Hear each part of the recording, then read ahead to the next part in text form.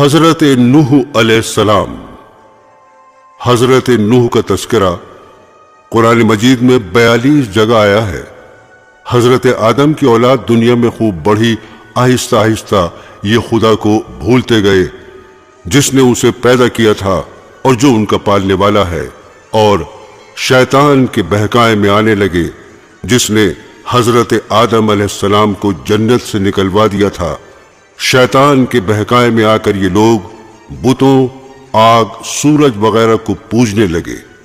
حضرت نوح علیہ السلام 950 سال تک اپنی قوم میں واز کرتے رہے کہ اے لوگو، صرف ایک اللہ کی عبادت کرو اور میرا کہا مانو، وہ تمہارے گناہ بخش دے گا۔ لیکن لوگوں نے حضرت نوح علیہ السلام کی باتوں کو نہ مانا اور اپنے کانوں میں انگلیاں دے لیں اور کپڑے اوڑھ لیے تاکہ حضرت نوح علیہ السلام کی آواز کانوں تک نہ پہنچے۔ حضرت نوح علیہ السلام ہمت نہیں ہارے اور برابر سمجھاتے رہے۔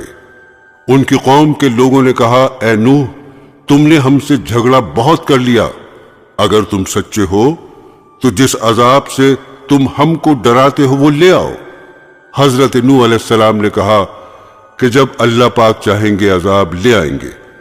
اللہ تعالیٰ نے حضرت نوح علیہ السلام کو وحی کے ذریعے سے حکم بھیجا کہ تمہاری قوم میں جو لوگ ایمان لا چکے ہیں ان کے علاوہ اور کوئی ایمان نہیں لائے گا، تم غم نہ کرو، ایک کشتی بناؤ۔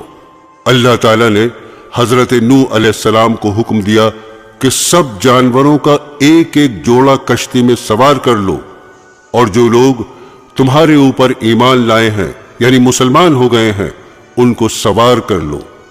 حضرت نوح علیہ السلام نے اس کشتی میں سوار ہونے والوں سے کہا کہ اللہ تعالیٰ کا نام لے کر اس کشتی میں سوار ہو جاؤ کہ اس کا چلنا اور ٹھہرنا اسی کے ہاتھ میں ہے، اللہ تعالیٰ بڑا بخشنے والا مہربان ہے۔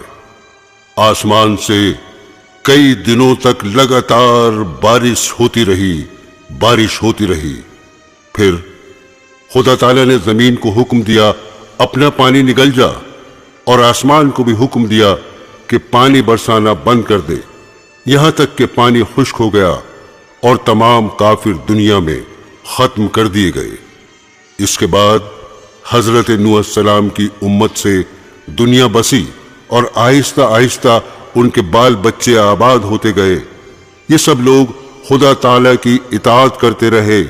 زمانہ گزرتا گیا اور آہستہ آہستہ شیطان نے پھر بہکانا شروع کیا تو یہ لوگ خداوند تعالیٰ کو بھولنے لگے۔